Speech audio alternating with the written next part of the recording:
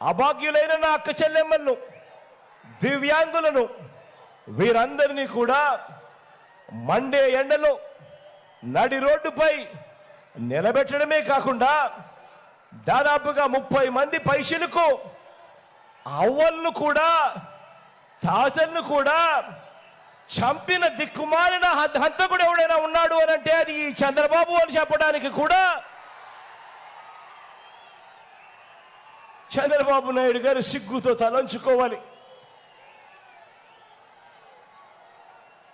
తన రాజకీయాలకు అనేక మంది అవ్వ తాతల మరణానికి కారణమైన ఈ అన్యాయస్తుడును సేడిస్టు అనక మరి ఏమంటారో మీరే చెప్పండి.